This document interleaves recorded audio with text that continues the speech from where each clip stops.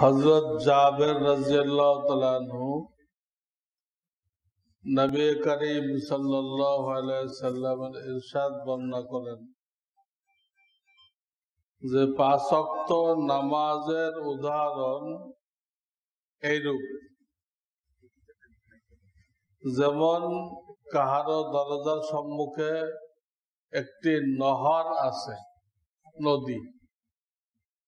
নদী আছে, যাহার পানি প্রবাহমান এবং খুব গভীর। সে উহাতে প্রতিদিন 5 বার গোসল করে, তাহলে তার শরীরে কি কোনো ময়লা বাকি থাকবে? আমরা তো একবার করি, এ লোক করে 5 বার। তো 5 ওয়াক্ত নামাজের এই উদাহরণ দেওয়া হয়েছে। 5 ওয়াক্ত নামাজের মাঝখানে আমাদের দ্বারা কিছু গুনাহ হয়ে যায়, ওই নামাজের দ্বারা সেটা আবার কি হয়ে যায়? মাফ হয়ে যায়। গুনাহে সগীরা সেটা মাফ হয়ে যায়। তো শর্ত হলো নামাজ সুন্দর করে পড়তে হবে। নামাজ যদি অসুন্দর করে পড়া হয়, এর দ্বারা কোনো মাপটা হয় না। সেই নামাজকে আরো পুরানা ন্যাকড়ার মতো পেঁচায়ে ওর মুখে মানে, আর নামাজ তার জন্য বদদুয়া করে, বলে যায়্যাক আল্লাহ কামা যায়্যাতানি, আল্লাহ তোকে ধ্বংস করুক, তুই আমার নষ্ট করছিস। এই জন্য নামাজ সুন্দর করতে হবে, নামাজের প্রশিক্ষণ নিতে হবে।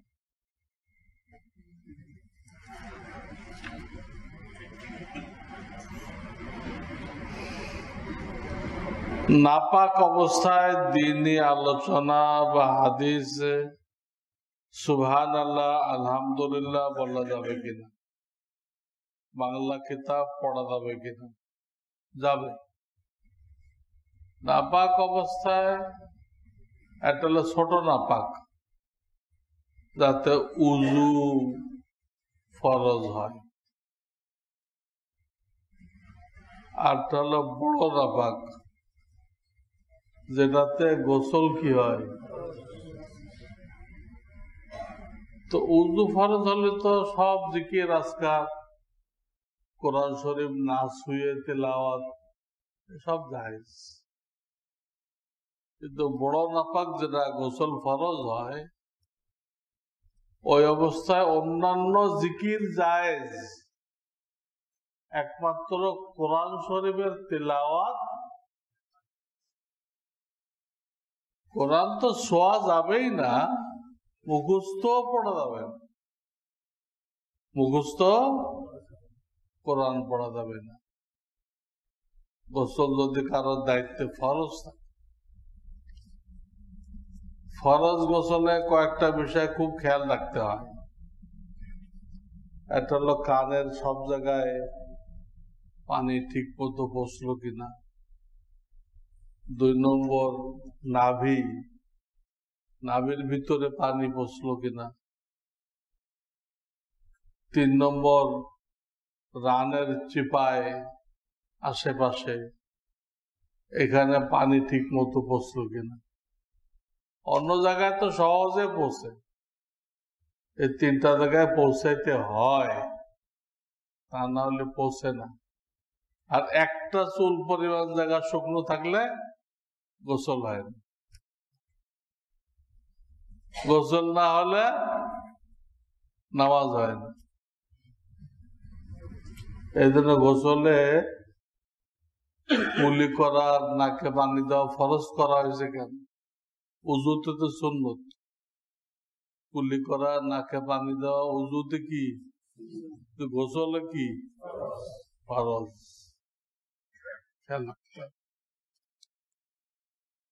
আমার কিছু আত্মীয় আমার মা বাবার ক্ষতি করার জন্য কুফরি কালাম করে, এর থেকে বাঁচার উপায় কি? বাঁচার উপায় আপনারা সকাল বিকাল 3 কুলের আমল করেন, 3 কুল এটা পড়েন। আর একটা আমল আছে, ফজরের আগে, ফজরের রক্ত হইতে হবে, 41 বার সূরা ফাতিহা পড়তে হয়। পরে পানিতে দম করে ফু দিয়ে এই পানি খাওয়াই দিতে হয়। এ তো ওই কুফরি কালামের তাসির নষ্ট হয়ে যায়।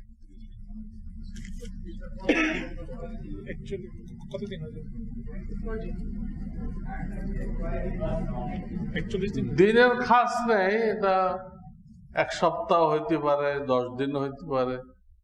তার হালাত দেখবেন, হালাত ঠিক হয়ে গেছে তার দরকার নেই। আমার বেশিরভাগ সময় বা নামাজে আন্ডার প্যান্ট নাভির উপরে থাকে ও পায়জামা নাভির নিচে থাকে, তাহলে কি আমার ফরজ তরক হবে? না, একটা যখন নাভির উপরে আছে তো সদর তো ঢেকে গেছে।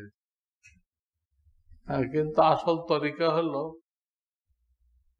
যে আপনার প্যান্টটাও নাভি পর্যন্ত হবে আর জামাটা প্যান্টের উপর দিয়ে পরবেন এবং সেটা হাঁটু পর্যন্ত হবে। জামা কোন পর্যন্ত হবে? হাঁটু পর্যন্ত। তাহলে কাপড়ের উপর দিয়ে সতর প্রকাশ পাবে না। যার পীর নাই তার পীর শয়তান, কথাটা কি সত্য? পীরের মুরিদ না হয়ে মারা গেলে সে কি নিশ্চয় কাফের? সে কি জান্নাতে যাবে? এটা কোন হাদিস কোরআন না। যার পীর নেই তার পীর শয়তান, এটা এমনি প্রসিদ্ধ হয়ে গেছে। এর দ্বারা পীরের গুরুত্ব বোঝানোর উদ্দেশ্য যে পীর থাকা উচিত।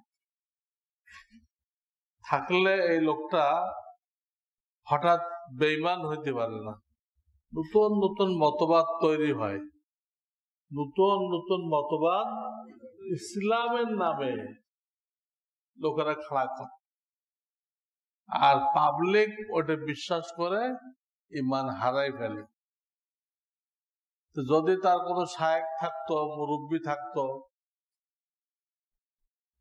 তাহলে এই নতুন মতবাদ শায়েখকে জিজ্ঞাসা না করে বিশ্বাস করতো না। যা শুনবেন আগের থেকে বিশ্বাস করবেন, আগে তাকে করবেন এটা ঠিক কিনা। মধুর নামে বিষ খাওয়ানো হইতেছে, মধুর নামে বিষ খাওয়ানো হইতেছে, ইসলামের নামে কুফরি শিক্ষা দেওয়া হইতেছে। এর জন্য একটা দুটা দল কাজ করতেছে না, বহু দল কাজ করতেছে। এগুলো সব ইহুদি খ্রিস্টানদের সৃষ্ট, তারা পাঠাইছে। এই জন্য বর্তমান সময়টাকে ফিতনার জামানা বলা হয়, কঠিন সময় বলা হয়। এই সময় সবচেয়ে বড় দায়িত্ব হলো ঈমান রক্ষা করা। ঈমানটাই তো আসল পুঁজি। আমলের ত্রুটি তো ক্ষমাযোগ্য, ঈমানের ত্রুটি ক্ষমাযোগ্য না। এটা যাতে নষ্ট না হয় বড় সতর্ক থাকতে হবে। কোন নতুন কথা গ্রহণ করবেন না যাচাই বাছাই ছাড়া। বেহেশতি জিয়ারে একটি মাসআলাতে বলা হয়েছে, স্বামী স্ত্রী একত্রে শুয়েছিল, সজাগ হয়ে কাপড়ে মণি দেখতে পেল, অথচ কারো মনে নেই স্বপ্নে কিছু দেখেছে কিনা।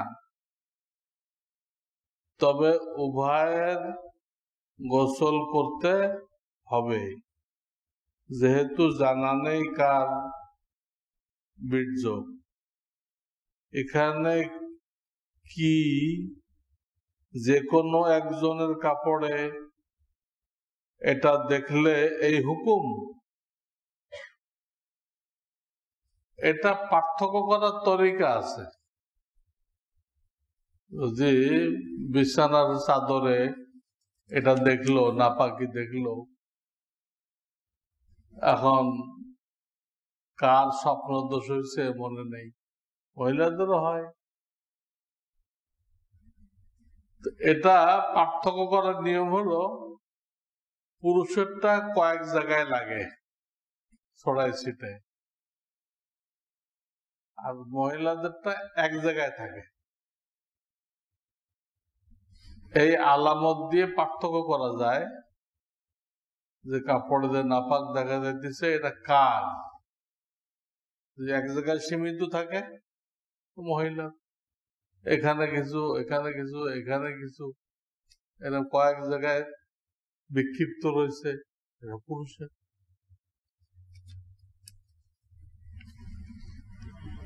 আমি গার্মেন্টসে চাকরি করি, সেখানে মহিলা শ্রমিক আছে, আমি কিভাবে নজর হেফাজত করব? এটাই আম প্রেসক্রিপশন দিয়ে কাজ হবে না। এটা আপনার যিনি শায়েখ আছেন, শায়েখ, এটা তার কাছ থেকে জবাব নিতে হবে যে মহিলাদের মধ্যে থেকে আপনি নজরের হেফাজত কিভাবে করবেন। গার্মেন্টসে চাকরি না করলে তো সারাদিন মহিলা সামনে পড়ে না, তখন কিভাবে হেফাজত করে? ওখানে সেইভাবে করতে হবে।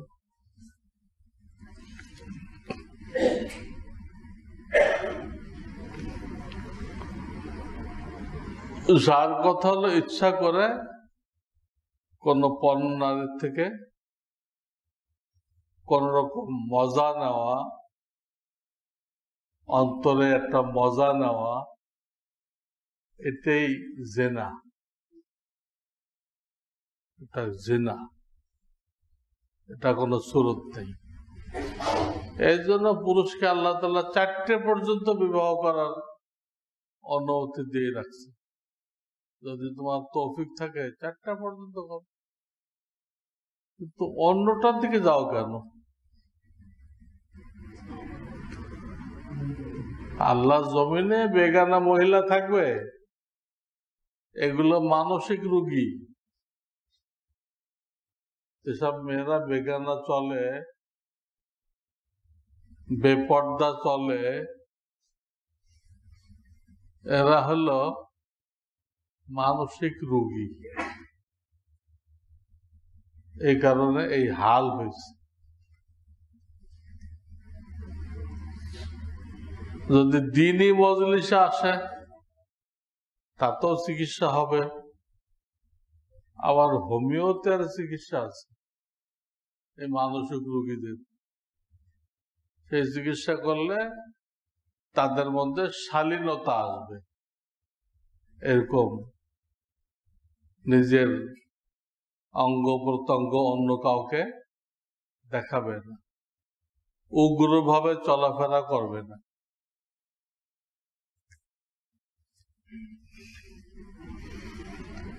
বাবার আয় উপার্জনের প্রায় 70% হালাল, বাকিটা হারামে মিশ্রিত ও সন্দেহজনক। এখন পিতা যদি কোনো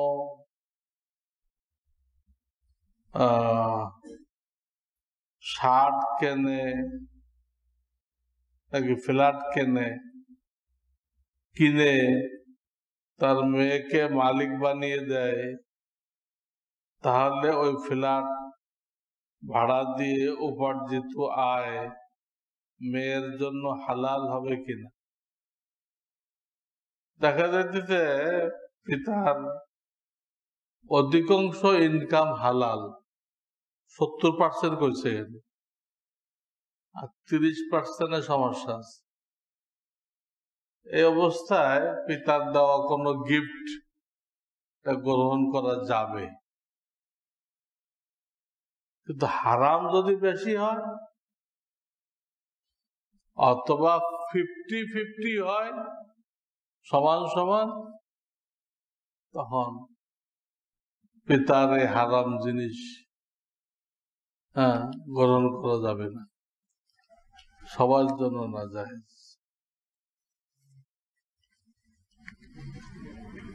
আমার বয়স 27-28 বছর। এখন ইবাদত করলে কি ওই যুবকদের কাতারে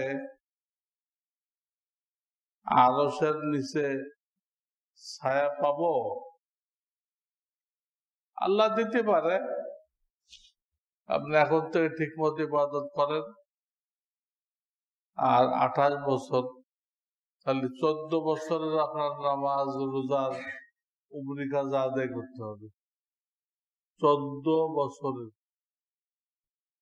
এটা করে পিছনটার কাফারা করে দেন, তাহলে আশা করা যায় আল্লাহ ওই কাতারে রাখবেন।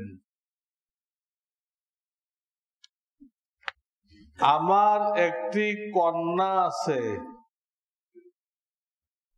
বিবি এনজিওতে চাকরি করে, বহুত খারাপ।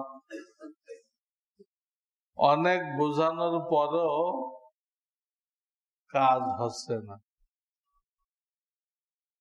তার বেতন সংসারেও খরচ হয় কিছু কিছু। এখন আমার করণীয় কি? করণীয়, যেহেতু স্ত্রীর উপরে আপনার প্রভাব খাটে, শরিয়াতে স্ত্রী আপনার অধীনে,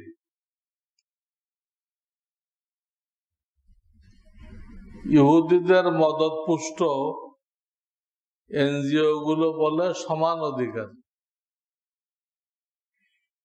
সমান অধিকার ধারণা ইসলামে গ্রহণযোগ্য না। কোরআনের বহু আয়াতে বলে দেওয়া হয়েছে যে স্বামীরা পরিচালক, স্ত্রীরা তাদের অধীনস্থ। তাদের ক্লিয়ার মানা করে দেন, তুমি এই চাকরি করতে পারবা না, এবং তার কষ্ট করে চলবেন, কিন্তু তার কোনো আয় আপনারা সংসারে ব্যয় করবেন না,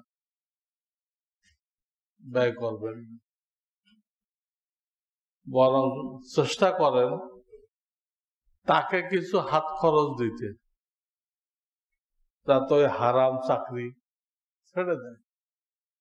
এনজিওতে চাকরি করা একে তো হারাম, দ্বিতীয়ত এটা আপনার বিবি থাকবে কিনা সেটা সন্দেহ আছে। তা আপনার বিবি থাকবে না এনজিওর বসের বিবি হবে, এটা কি আছে? সন্দেহ। বসের খেদমত করতে করতে বসেরই হয়ে যাবে। এইসব করতেই তো আসছে তারা, এইসব শয়তানি করতে তারা আসছে। এই জন্য যুবকদেরকে চাকরি দেওয়া না। হাজার হাজার লাখ লাখ যুবক বেকার ঘুরতেছে, তারা কোটা নিয়ে আন্দোলন করলো, চাকরিতে আমাদের কোটা বাড়াই দেওয়া হোক। এটা সহি আন্দোলন ছিল। সরকারে আজে বাজে লোক ঢুকাই রাখছে, অথচ স্কুলে পড়াইতেছে। এখানে সরকারের একটা ওয়াদা আছে, অঘোষিত ওয়াদা আছে সরকারের, তোমরা, আমি যে শিক্ষা চালু করছি সরকার, আমারটা শেখো, তোমার চাকরি দেওয়া আমার দায়িত্ব। স্কুল সরকার চালায়, সেটা অঘোষিত ওয়াদা আছে, কিন্তু কোটা এরকম বানায় রাখছে, হ্যাঁ, মুক্তিযোদ্ধার জন্য এত,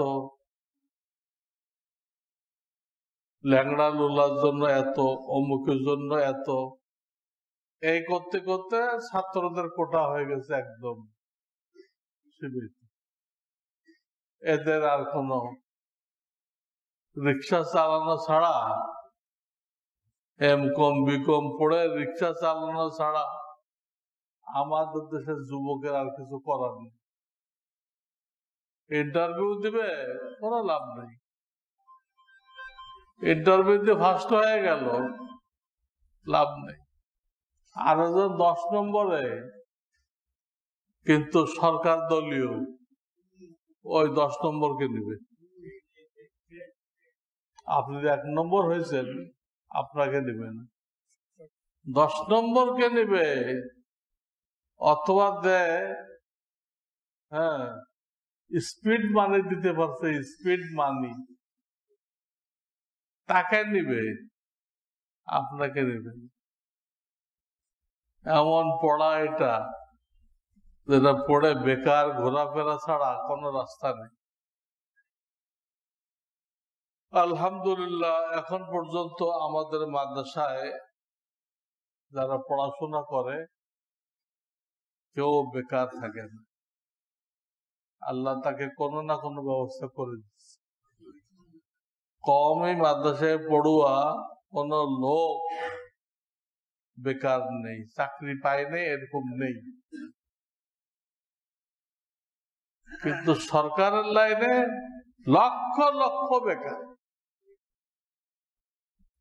তাদেরকে চাকরি দিবে না, দিবে কাদেরকে? মহিলাদেরকে। আরে আল্লাহ কি মহিলাদেরকে ইনকাম করতে কইছে? তাকে তো অন্য দায়িত্ব দিছে, তাকে মাসে 10 দিন হায়েজ পালন করতে হবে, এটা দায়িত্ব। তাকে সন্তান পেটে রেখে, হ্যাঁ, এটাকে বড় করতে হবে, সন্তান প্রসব করতে হবে, 2-3 বছর এটা লালন পালন করতে হবে, তারপরে যে এই সন্তানকে শিক্ষা দিতে হবে, শিক্ষা দিতে হবে, স্বামীর ঘর গুছায় রাখতে হবে, স্বামীর খেদমত করতে হবে। এত দায়িত্ব পালন করে একটা মেয়ে কিভাবে অফিস করবে? স্বামীর খেদমত তার দায়িত্বে, স্বামীর সংসার তার দায়িত্বে, সন্তান পেটে রাখা, মানুষ করা তার দায়িত্বে। এগুলো করে একটা মেয়ে কোনোভাবে চাকরি করতে পারে না। এগুলো কাফেররা আমাদের সরকারের উপরে চাপায় দেয়। তাদের প্ল্যান হলো মহিলাদেরকে রাস্তায় বের করো, জিনা ব্যভিচারকে ব্যাপক করে দাও, এরা আল্লাহর গজবে ধ্বংস হয়ে যায়। জিনা ব্যভিচারকে, আপনার বিবি ধর আর এক বেটার সাথে চাকরি করবে, এক টেবিলে চা খাবে, তার সাথে কোনো খাতির হবে না? মানুষকে বানাচ্ছে এরকম, যার সাথে মেশে প্রত্যেক দিন তার সাথে সম্পর্ক সৃষ্টি হয়ে যায়। তো আপনার বিবি তো আপনার থাকলো না, কি নিয়ে সংসার করতেছে? হ্যাঁ, একটা খাসা, এর মধ্যে তো কোনো রু নেই। এই জন্য তাদেরকে চাকরিতে না লাগানো, বরং তাদেরকে হাত খরচ দেওয়া। বিবিদেরকে যতরূপ তৌফিক হয় হাত খরচ দেওয়া, এটা ইসলাম শিখায়। তারা চাকরি করলে, তাদের হাতে পয়সা আসলে ওগুলো সাজগোজে নষ্ট করে, কাজে লাগে না, শাস্তি লেগে যায়। কথা বুঝছেন? আর একদিকে তাদের হাতে পয়সা আসলে তারা স্বামীকে আর মানতে পারে না। স্বামীকে তো মেনে চলতে হবে, তাদের সংসারে শান্তি থাকবে। আর স্বামীকে মানেন না, স্বামীর সাথে লড়াই করে, কোমর বাঁধে স্বামীর সাথে কি করে, লড়াই করে, অধিকার আদায় করে। এনজিওরা শিখাই দিচ্ছে। এই সংসারে জীবনও শান্তি হবে, অশান্তি আর অশান্তি। আল্লাহ হেফাজত করুন। সুবহানাল্লাহ। আল্লাহুম্মা সাল্লি আলা সাইয়্যিদিনা ربنا لا تزغ قلوبنا بعد إذ هديتنا وهب لنا سبحان ربك رب العزة وسلام على المرسلين والحمد لله رب العالمين.